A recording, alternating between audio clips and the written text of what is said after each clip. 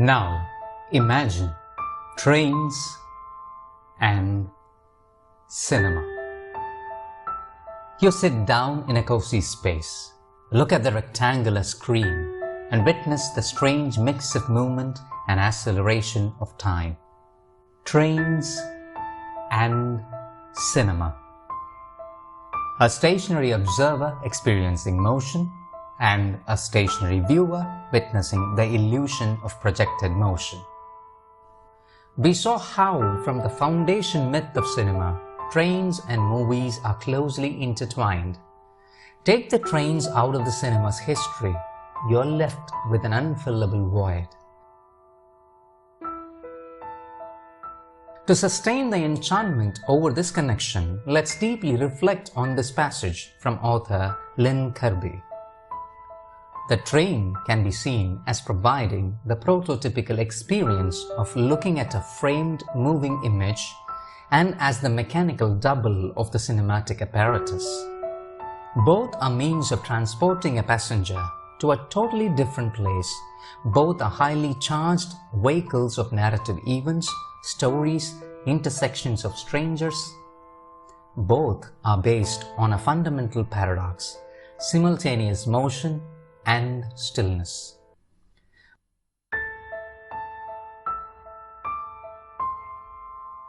But it's time to go beyond the mere feelings of excitement over rail imagery.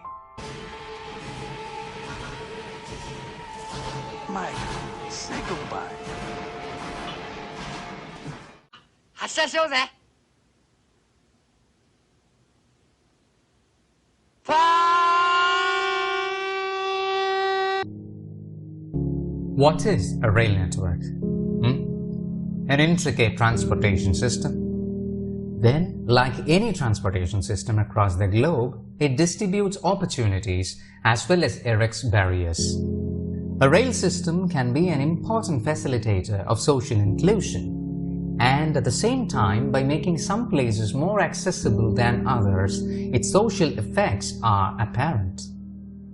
Moreover, what do you see when you look at the railway coaches? A rigid social hierarchy, a microcosm of socio-economic structure. How this particular idea of rail network and trains are represented in cinema over the years? What does the movie Trains tell us about the human condition and our existing social structures? Let's make our journey from the tail end to the front section to find that out.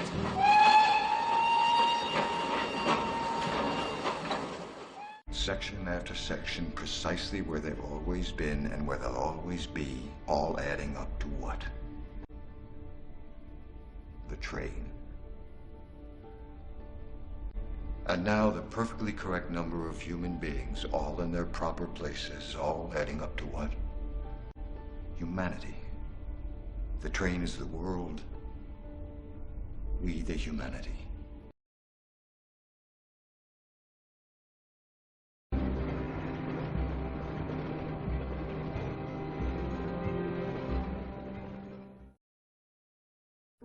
Bong Joon-ho's Snowpiercer is an entertaining parable of the modern socio-economic and socio-political scenario. In this overt portrayal of class struggle in an uncanny train society, the idea of movement is as illusory as a projected motion. It is carrying humanity forward, alas, in a never-ending loop. Even the notion of underclass revolution isn't a simple forward momentum.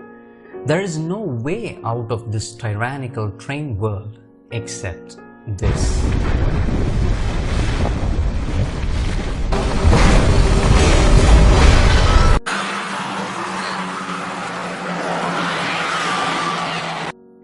Zombies are often an exaggeration of the masses' anxiety and rage.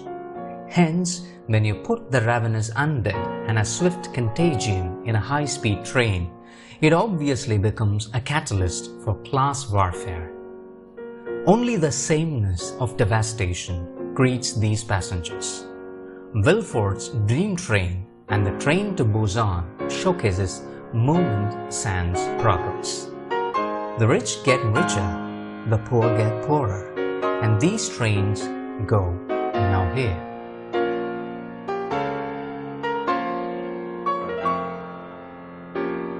In the cinematic train rides, knowing the next stop and destination also doesn't offer a ticket out of the chaos.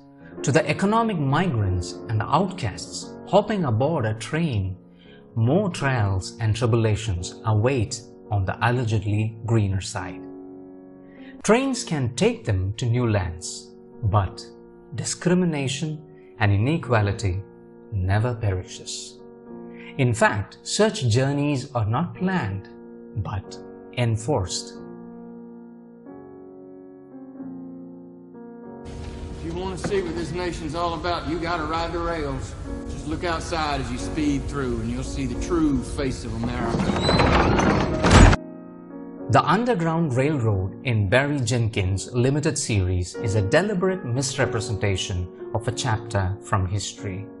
Yet, the magical realist marvel guides us closer to the ugly truths about slavery. The savagery a man is capable of when he believes his cause to be just. All these tracks actually indict the notion of progress, and the impoverished and the enslaved move through this never-ending path for the sake of sustenance and survival.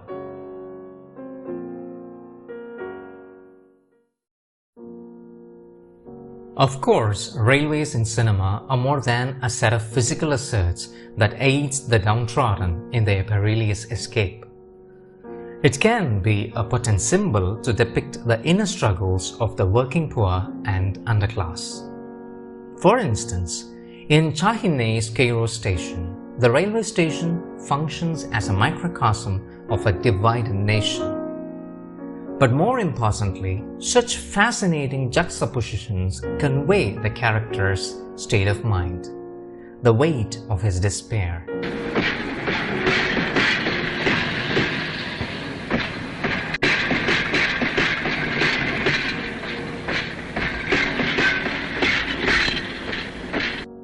A high-speed rail is used for a clever plan in this Khrushchev's masterpiece, not by the high, but the enraged low. Long before Dziga Vertov and Charles Chaplin playfully looked at the mechanization of modern life, or Buster Keaton made his engine comedy, Abel Gance explored machines' relation to human life, here between a locomotive and a railway engineer. The wheel in Abel Gance's modernist silent cinema didn't just represent the machinery, but also the unstoppable wheels of the human mind. In fact, the idea of a machine and its human counterpart rushing headlong to the terrible fate and danger is a recurring motif in cinema.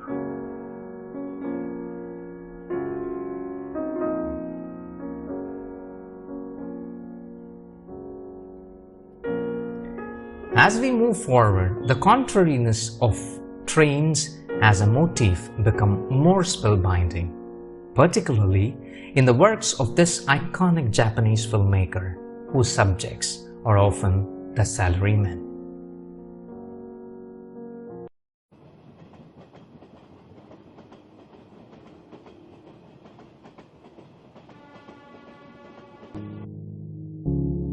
Like time and seasons, what do trains do? It passes? Yes. It never waits even for a protagonist, and that can have dire consequences.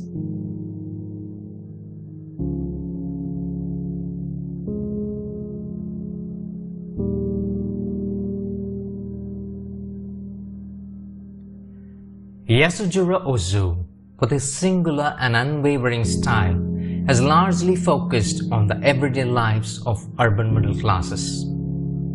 Ozu's best works portrayed families undergoing transition within the significant context of post-war Japan.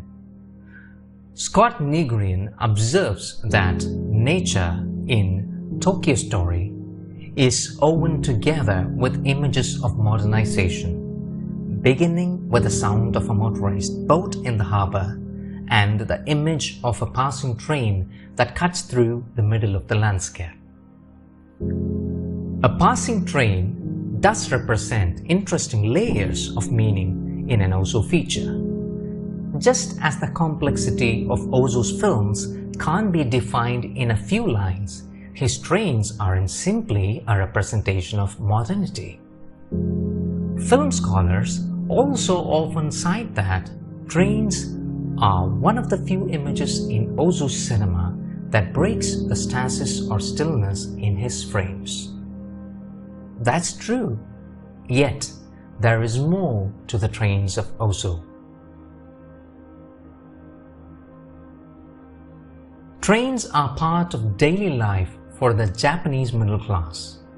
It is an essential link for the Yoshis family in Ozu's silent comedy. Yoshis are part of an emerging middle class who have relocated to a freshly sprung up suburbs, and train service connects them to the city. In the later Ozu films, commuting didn't just represent the urban lifestyle, but the repeated trips denote separation or fragmentation. Perhaps the most defining aspect of Ozu is his ability to convey the sadness of time passing. A gentle wave of wistfulness churns beneath his character's placid surface. Hence, people waiting for trains at the station and distant trains passing them are often Ozu's way of perceiving the brevity of time. The passing train is a constant reminder of how life waits for no one. Catching up a train or missing it does have a direct impact on Ozu's narrative. For instance, in Equinox Flower, the train journey at the end hints at reconciliation, whereas trains offer nothing cathartic in Tokyo Twilight.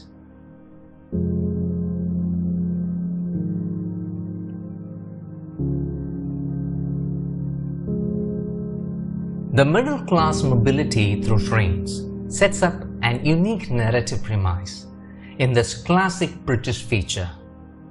Here, middle-class mobility meets middle-class morality, setting up an inevitable dilemma.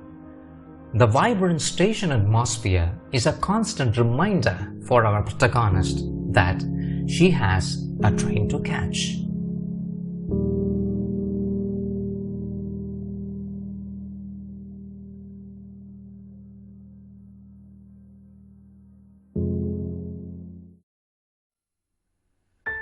While Snowpiercer represents a state of stasis in the society, and Ozu's train are an observation of social change among other things, the hustle and bustle of the urban middle-class lifestyle can't be better represented on screen without this type of train.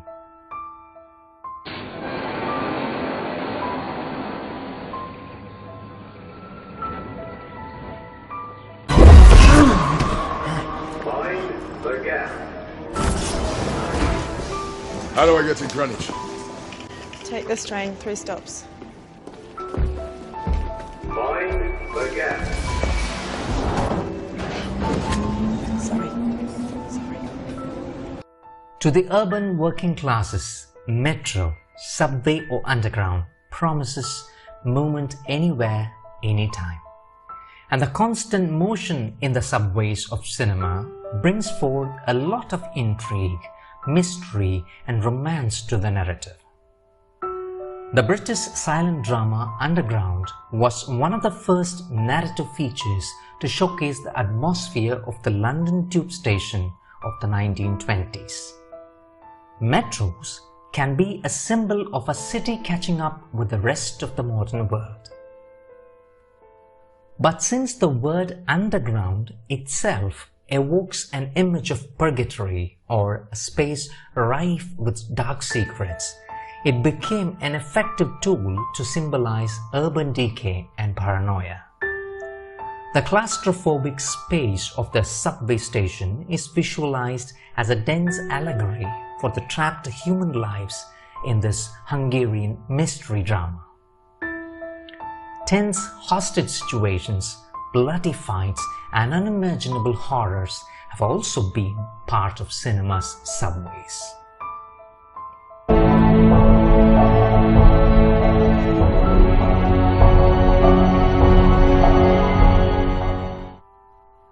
As we gradually emerge from the underground, we are left with an understanding that soothing train journeys are a luxury everyone can't afford. At the same time, movie trains show us that even luxuries don't provide a ticket out of the feelings of anxiety and fear.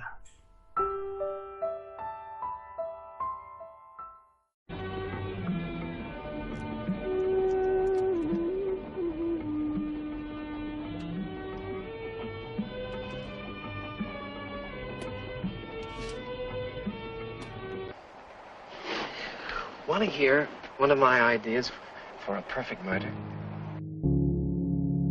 Alfred Hitchcock loves overcoming the constraints and challenges thrown by limited spaces.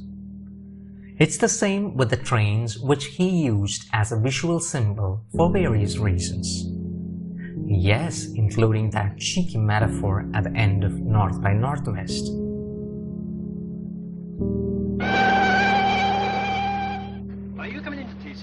I'll ride along. These are also trains of actions and thrills, fear and desire, unusually relaxing, and yet there lurks a sense of foreboding. Maybe Hitchcock's celebrated later era work aren't known for overt class consciousness, but there are glimpses of it. For instance, his indication of the two central characters' social classes through their shoes in the opening scene of Strangers on a Train. Nevertheless, what do we see when we look at Hitchcock's train? Sophistication. And these elegant compartments are occupied by the bourgeois, oft blessed with an uncanny mix of conservatism and anarchism. Naturally, these are narratives of power and political intrigue, further defined by the express train passengers' exaggerated feelings of excitement and anxiety. Moreover, such Hitchcockian undertones are echoed in quite a few train set thrillers.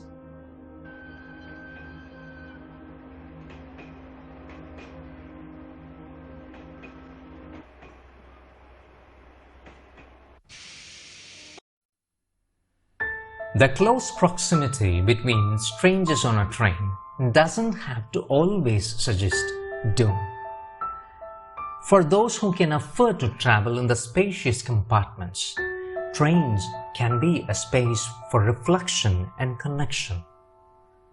In this sleeper car set Polish film, the narrative teases us with Hitchcockian elements of doubt and mystery, but gradually it metamorphoses into a complex study of human behavior.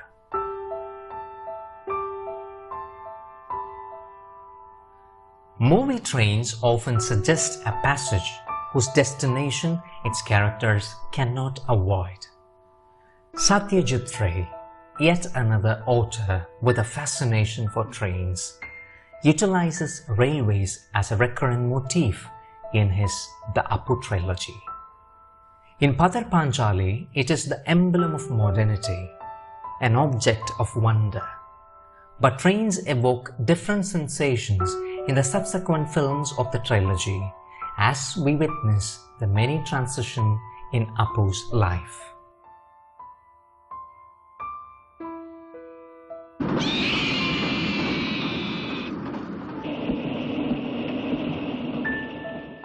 A long train journey spans the entire story in Ray's Nayak, which unfolds in the confines of a first-class sleeper compartment.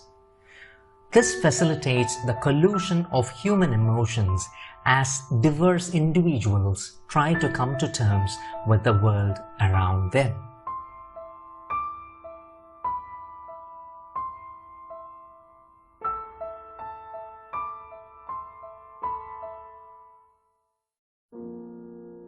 Trains are one of the captivating spaces that reflect social structure. Of course, railways in cinema can't be solely defined by its inherent social stratification. Grace Lee, in her splendid video essay titled "The Contradictory Trains of Cinema," mentions trains can be used for almost anything. Now, that's very true. There are plenty of movie trains that don't fit into our analysis. There are trains of adventure and inspiration, trains of love,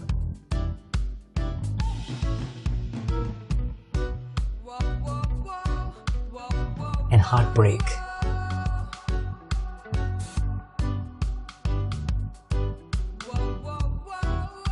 Trains of thrills and chills. Trains of inexplicable mystery. Trains of hope and humanity.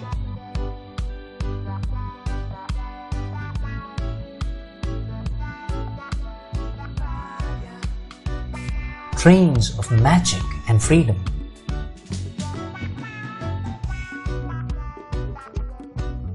Trains of the spirit world.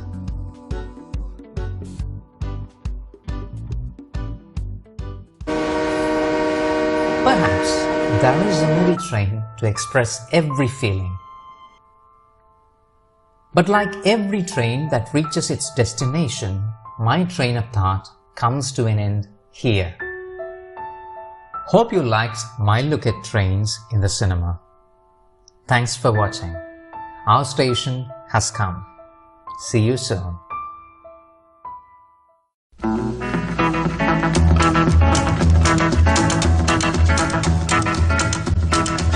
Train I ride, 16 coaches long. Train I ride, 16 coaches long. Well, that long black train got my baby and gone. Train, coming round the bend.